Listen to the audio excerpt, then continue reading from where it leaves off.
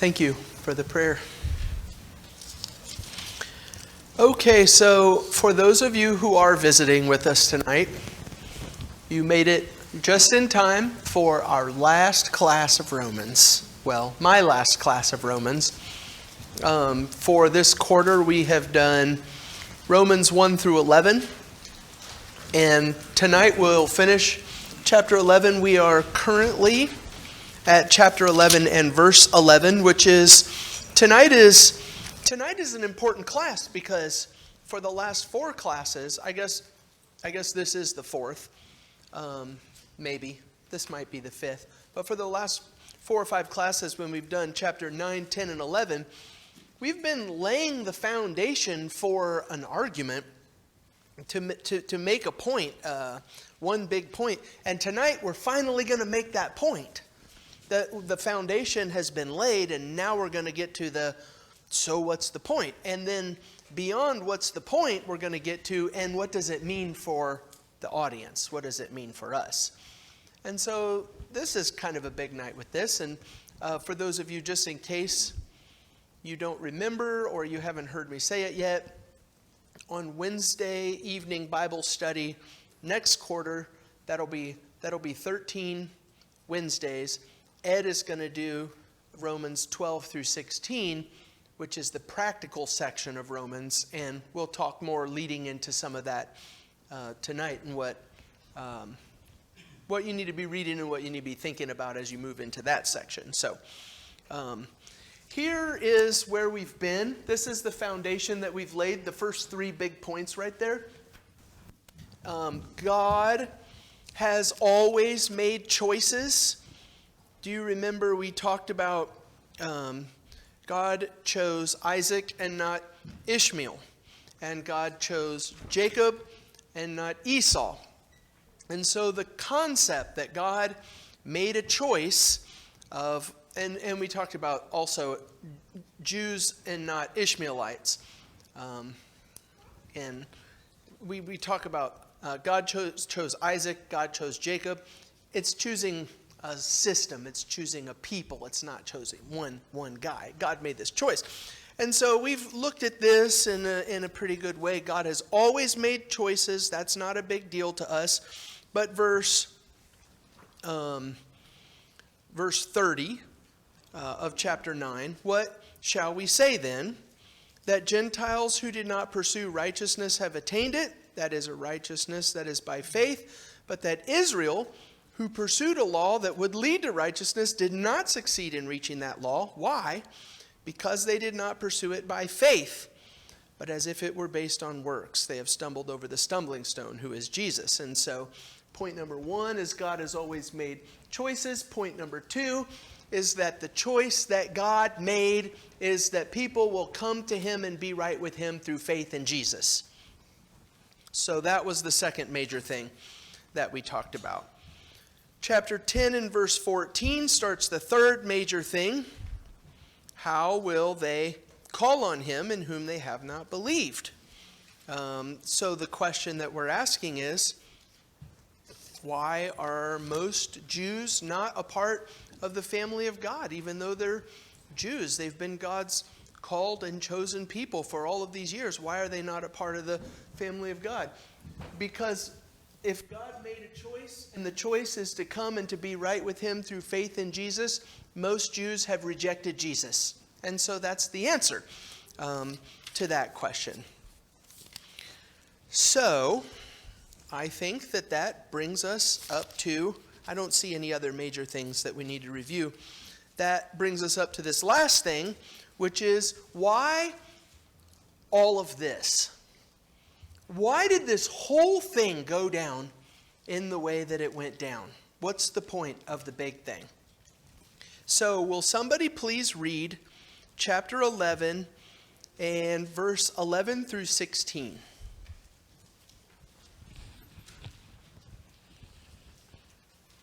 So I asked, did they stumble in order that they might fall? By no means.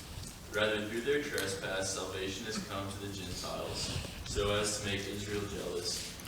Now if their trespass means riches for the world, and if their failure means riches for the Gentiles, how much more will their full inclusion mean? Now I'm speaking to you Gentiles.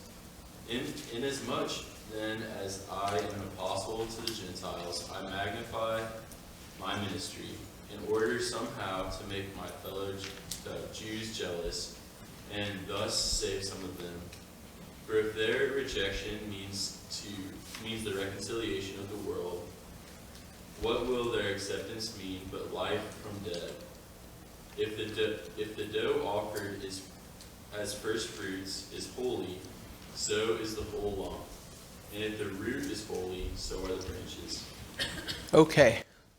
What's Paul's answer about this whole plan that we've been talking about? God made a choice. His choice is through faith in Jesus. Most Jews rejected Jesus.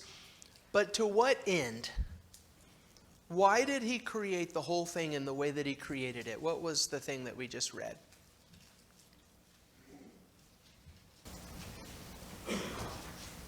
What happened when Paul was traveling around? Oh, go ahead, Dave. So that salvation can be not isolated to Jews, but open to Gentiles in the entire world. And so salvation is no longer, let's stop on that point. Salvation is no longer isolated for the Jews, but is now open for the Gentiles. Look at Acts chapter 13. We'll just look at one tiny little example of this. This is Paul, and this is really the first time that you see this happening in Acts chapter 13 and verse 44.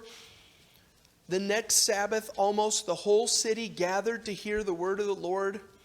But when the Jews saw the crowds, they were filled with jealousy and began to contradict what was spoken by Paul, reviling him. And Paul and Barnabas spoke out boldly, saying, "It was necessary that the word of God be spoken first to you, since you thrust it aside and judge yourselves," to Jewish crowd, "since you thrust that word aside and judge yourselves unworthy of eternal life, behold, we are turning to the Gentiles."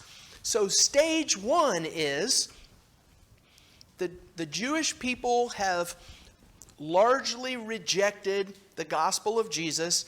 And when they rejected the gospel of Jesus, now the gospel is open up to Gentiles. That's stage one. But there's a stage two in this conversation. And what is that stage two? Jealousy. Who says? Jealousy. Okay, explain it for us. Sorry to put you on the spot. If you would like to explain it for us. It says God has come to the Gentiles to make them jealous. Is to make the Jews jealous because God is offering his son to the world. They're not exclusive to God's plan. He's offering it to the entire world. Jealous of this, I would say, the success. Okay. Yeah, no, right on. So I'm going to be a Jewish person in the family of God, and Mike is going to be a Gentile. I am God's chosen people throughout the Old Testament. But God sends Jesus, and I reject Jesus. And Paul says, okay, fine, I'm turning to the Gentiles. And now Mike has salvation, but I'm God's chosen people, and I'm not right with God because I don't come to God through faith in Jesus. And I look at this Gentile over here who is now a part of God's family, who's right with God, and I'm going, I don't want to be right with God. It's the jealousy thing is, and so he's saying the idea is, ideally, hopefully, what would happen is that somebody would say, I want to be right with God, and so come to God through Jesus. What do you think about that? Comments or other, you got a better way of explaining the whole thing? I've got a personal way of explaining it. I hope this is your perception of me, that I try not to, if I'm going to do like an illustration of some point, I try to never, ever, ever use myself as a positive illustration of a point. So the point is, we're going to talk about righteous living. For example, let me tell you how I do that. That's gross. I will make an exception tonight, though, because this is the story of the greatest thing I've ever done in my life. Becky and I started dating when I was a sophomore in high school, and she tried to break up with me several times, but I wouldn't let her. Seriously, like one time, it was a Friday. She broke up with me on a Friday, and she was like, "This isn't going to work. We can't do this anymore." And I left, really upset. And I called her on Saturday, and I said, "Hey, sorry about that whole conversation yesterday. You want to get dinner tonight?" She was like, "Okay, fine." She tried it a couple different times. But one time,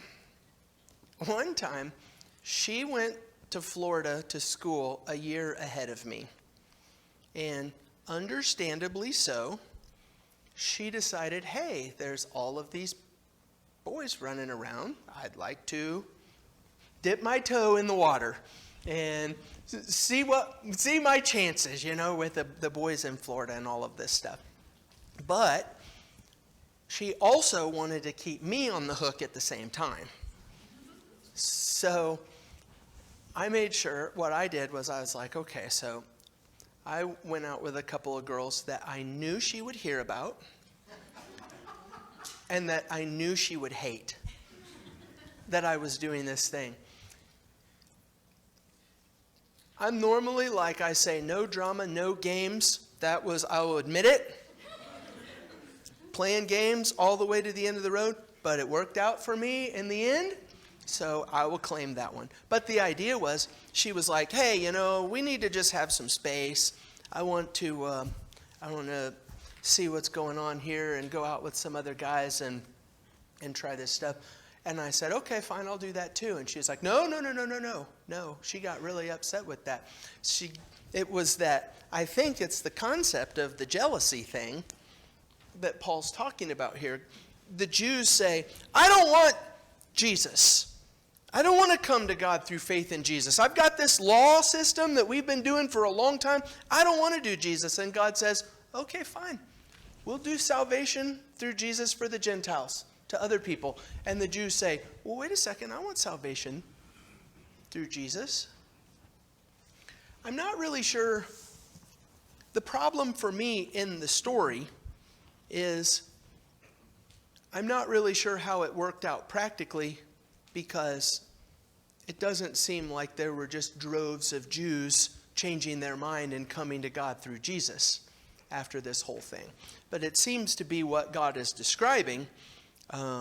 Verse 11, did they stumble? Did the Jewish people stumble in order that they might fall?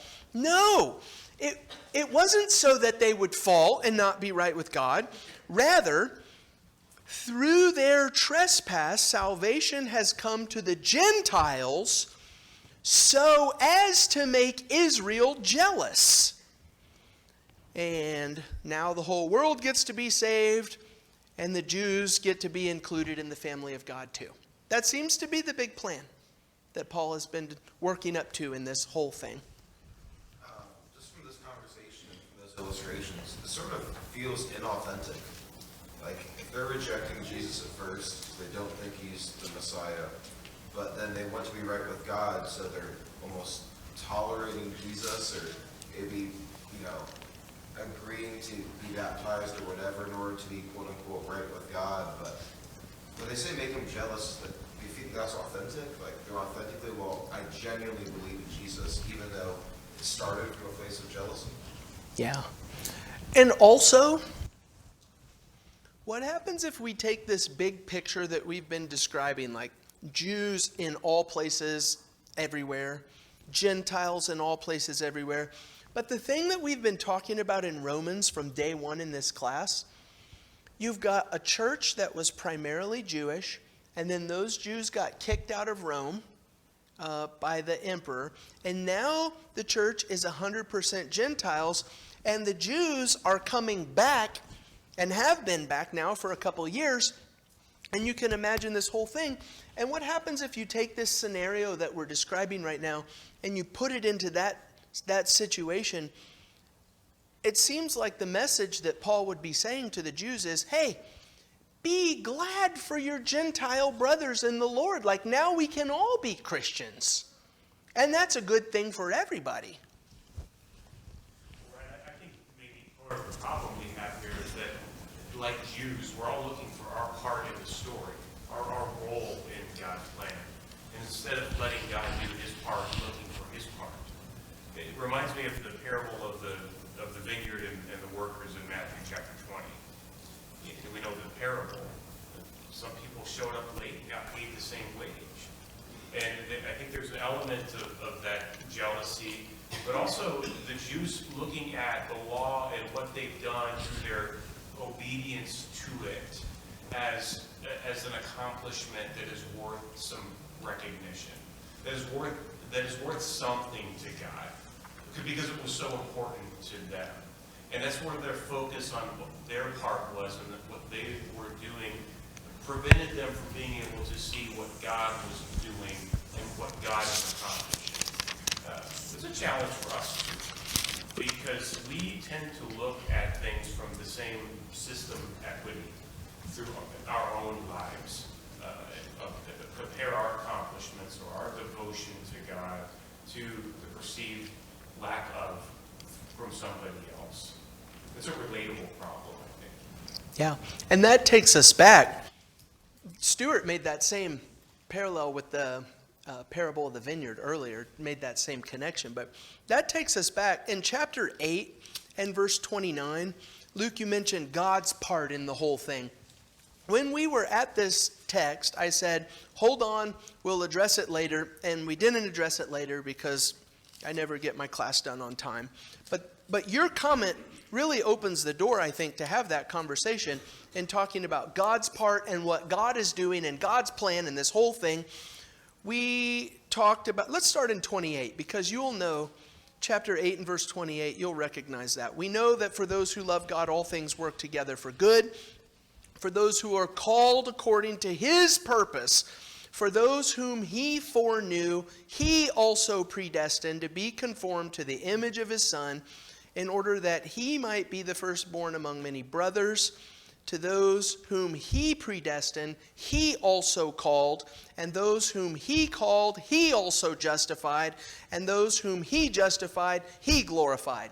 This whole story is about what God's doing, not what I'm doing. And the idea is hopefully for Jewish Christians and Gentile Christians to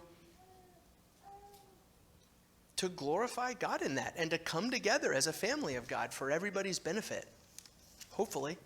Yes, sir. This whole thing seems just so honest. I think it makes me uncomfortable that he's telling them in full honesty, I'm trying to make the Jews jealous of you. And I think that gives the Gentiles a high standard. You need to act in a way in your following of Christ that would show the Jews what they're missing. But he's also just as honest with the Jews about what he's trying to accomplish in them in Hebrews. He says, Hebrews 12, in verse 5, My son, do not regard lightly the discipline of the Lord, nor be weary when reproved by him. For the Lord disciplines the one he loves, and chastises every son whom he receives. So he's also being just as honest with the Jews about his intentions. They have stumbled, and he wants to restore them.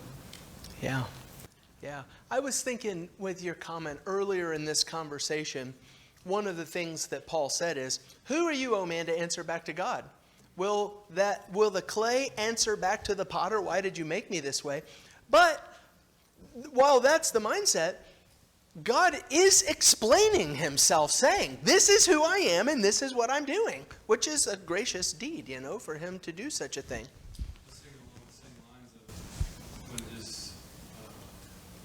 Disciples were arguing who among them was the greatest.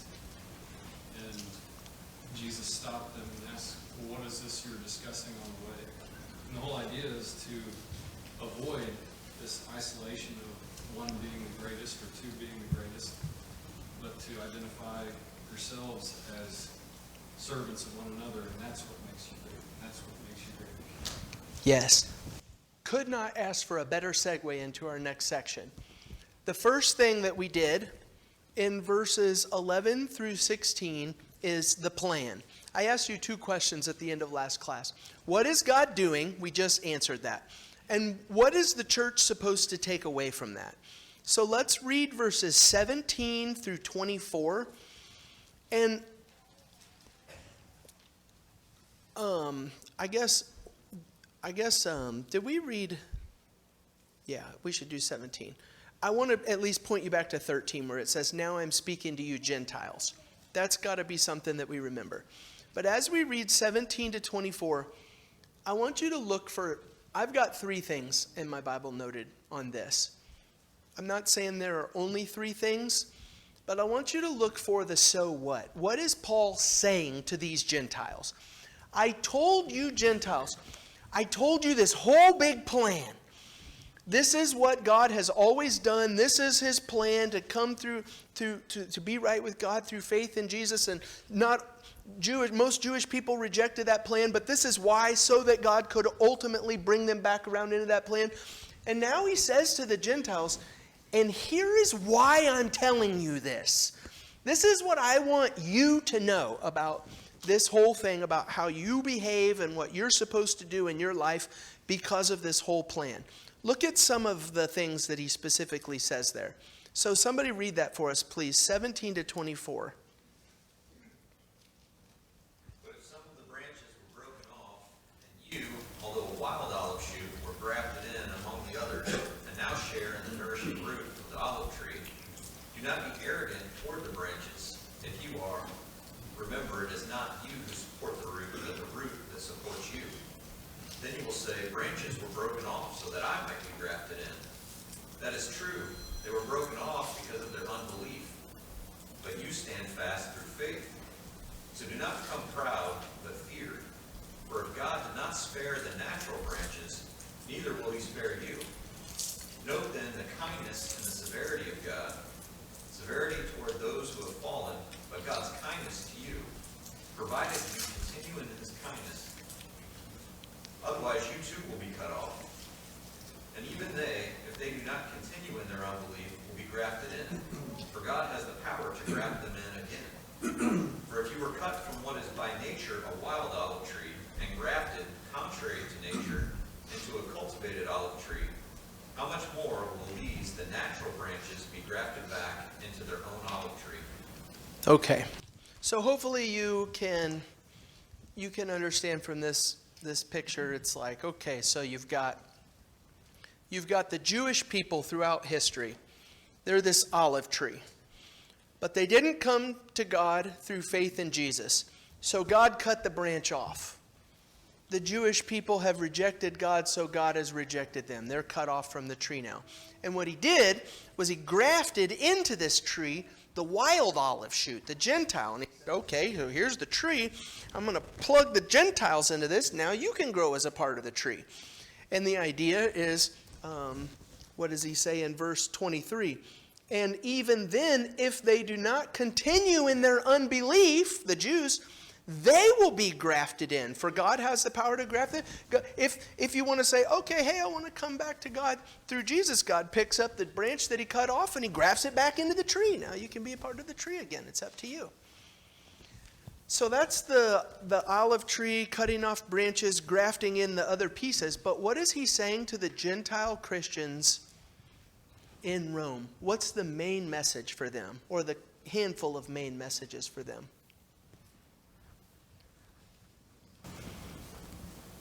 God cut off the Jewish people so that you Gentiles could be a part of the family of God. Sandy?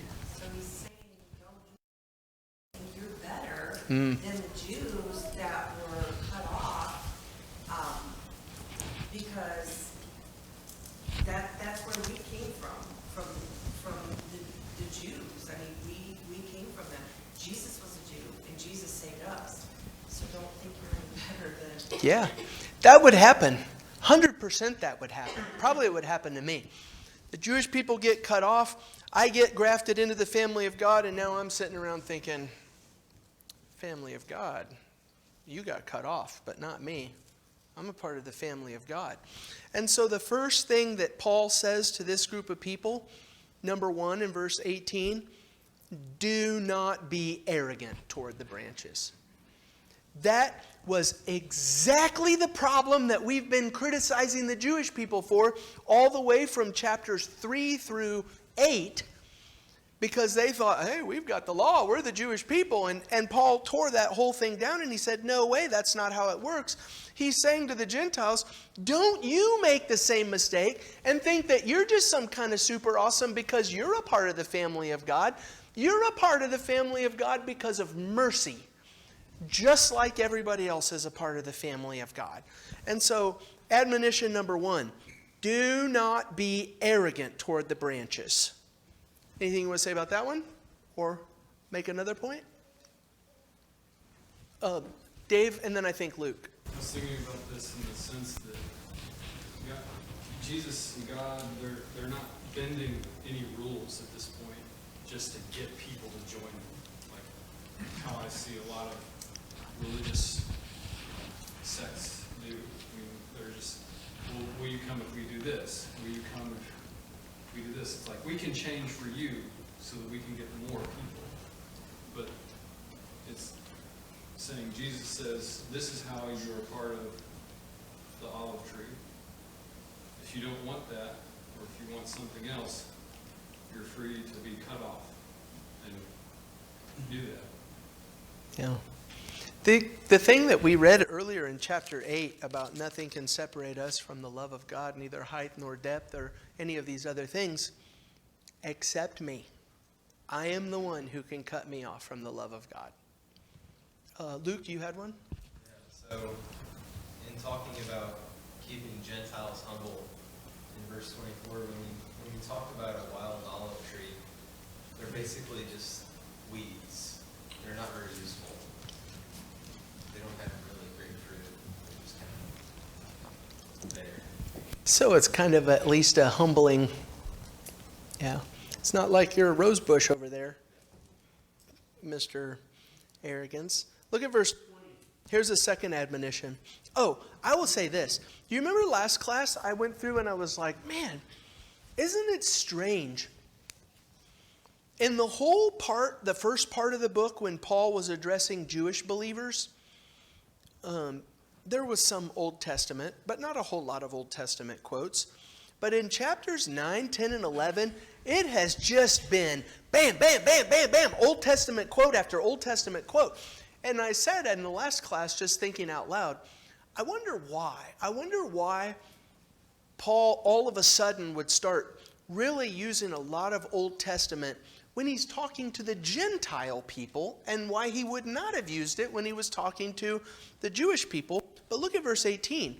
He says, do not be arrogant toward the branches. If you are, remember, it is not you who support the root, but the root supports you. Which seems like a really good reason for why he would have relied so heavily on the Old Testament in this section to say, this is where you came from. This is how you got here. That's just a side note. Okay, verse 20, admonition number 2. 1 is don't be arrogant. 2, it's true they were broken off because of their unbelief, but you stand fast through faith, so do not become proud but fear. You might say, well, that's kind of the same thing as the first. True, but he says it twice, so I'm putting as point number 2. Number 1, do not be arrogant. Number 2, do not become proud but fear. Verse 22 is number 3. Note then the kindness and the severity of God. Severity to those who have fallen, but God's kindness to you, provided you continue in his kindness. I think that one's worth thinking about here, that Paul says our rightness with God, part of our salvation and to continue on being right with God, is dependent upon us not being a jerk to other people. This Gentile community saying, oh, hey, the Jews, they're coming back into the church at Rome, and you can imagine the butting heads and the clashing that would have happened there.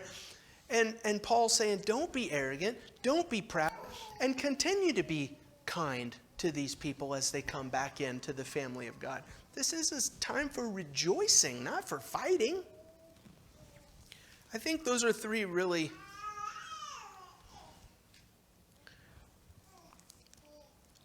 I was going to say practical. They are obviously really practical things, but really important things for us to remember. We're learning right now how to function as a body of God's family. And one of the first rules has got to be there is no place for arrogance and pride. That's just going to be the downfall. There's got to be humility. There's got to be kindness. There's got to be love within the family, or the whole thing's just not going to work. I know I'm drawing from kind of two different sections of the book, but this verse 22 brought me to the end of chapter 8, where he talks about what's going to separate us from the love of Christ. Nothing. And he goes to great lengths to talk about all the external things that won't separate us. And then finally here, as he's wrapping up this warning section, there's one thing that could separate us from the kindness of God, and the enemy is us, basically. It's if we lose sight and we begin to think that we're accomplished, that we're better than anyone else, that we deserve things. That's the ending point at which we can become cut off. Yeah, right on. Brennan and then Lena.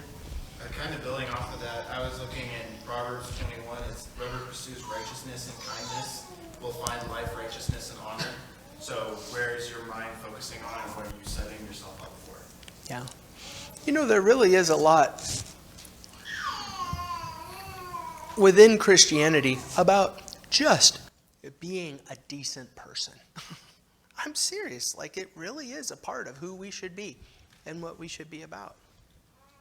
I feel like this whole first part of Romans, Paul's trying to shift the attitude of both the Jews and the Gentiles. God's people is no longer this exclusive group.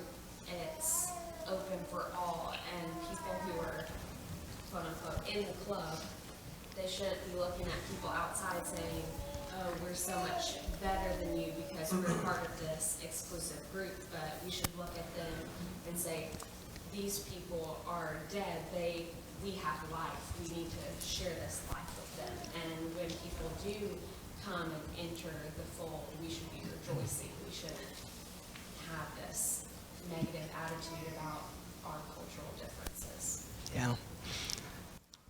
I've got a note. Yeah. Just a comment about what's been said, and I think maybe what Dave shared. As you read this and you think about the branches, those that were natural, those that have been grafted in, the one constant is the root. So I think we think about ourselves and what branch we might be. The thing that never changes is God, the source, the church, if you want to refer to it as that. He changes the branch, changes the nature of the branch that's fallen off and can restore it back to what it is if we're never cut off to begin with. Or he changes the nature of the branch which was wild and never originally part of the plant. But the thing that has the power is God. And the nature that's being changed is not his to accommodate new branches. It's ours so that we can fit into the plant. Yeah. And I think that's amazing. Paul talks about that in so many different places in Ephesians, Colossians, putting on that new self, that new nature. But that can only be done through the power of Christ. We only receive that new nature by allowing him to transform us into that which he's creating. More chapter 8 that you referred to there. Yes, sir. Going along with that, it seems like there's so much pressure to be new and different today, to do something novel, I think someone made the comment earlier, just that there's so much pressure around us in even within the Church of Christ, but in the denominations to do something that will bring people in. But if we look back to the tree, it's already orderly. The tree is pure. And the apex of our Christian service would be to be grafted into the orderly tree and to support its growth in the way that it's already going. to actually function within a kingdom that's already set straight. For us to be I'm a Gentile by birth, but for me to be grafted in from that wild olive branch into the orderly tree of the kingdom of Christ, if I can just support it in the way that He made it, that's success. I don't need to do something new or different. Yeah. I think, I keep hearing some of these comments, and I keep thinking about Jesus saying in the Gospel of John, I am the vine and you are the branches. And the whole thing about being cut off from the vine, it just keeps popping into my head. Let's do 2 more sections here. We got, no, please. And I wasn't sure where you were going with verse 22, but there's the characteristic of God noted here, His kindness and His severity. I think sometimes the world today forgets the severity part.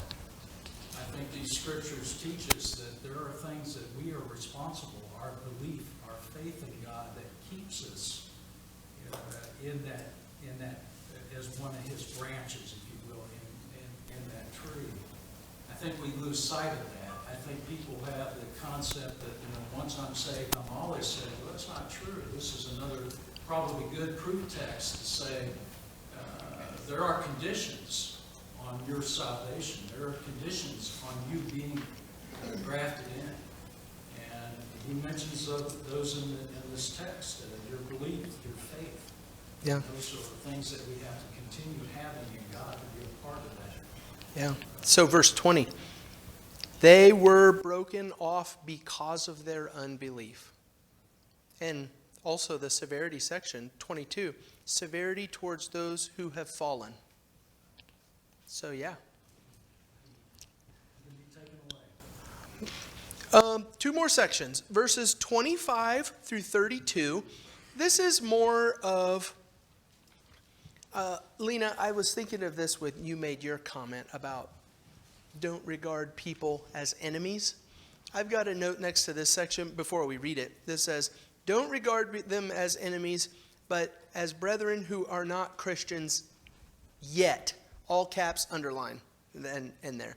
And so, see if you see that too. This is to the Gentiles, still talking about those Jewish brethren who have been cut off from the tree. It's true, they're not a part of the tree, but Paul is still urging them, hey, come on, let's not get crazy with this. Verse 25 through 32. Somebody, would you read that? For I do not want you, brethren, to be uninformed in this mystery, so that you will not be wise in your own estimation, that a partial pardoning has happened to Israel, until the fullness of the Gentiles has come in. And so all Israel will be saved, just as it is written, the deliverer will come from Zion, who will remove ungodliness from Jacob. This is my covenant with them, when I take away their sins. From the standpoint of the gospel, they are enemies for your sake, but from the standpoint of God's choice, they are beloved for the sake of the fathers. For the gifts and the calling of God are irrevocable. For just as you once were disobedient to God, but now have been shown mercy because of their disobedience, so these also now have been disobedient, that because of the mercy shown to you, they also may now be shown mercy. For God has shut up all in disobedience, so that he may show mercy to all. So more about how we behave towards others. Let me just point you to verse 26 real quick. In this way, all Israel will be saved.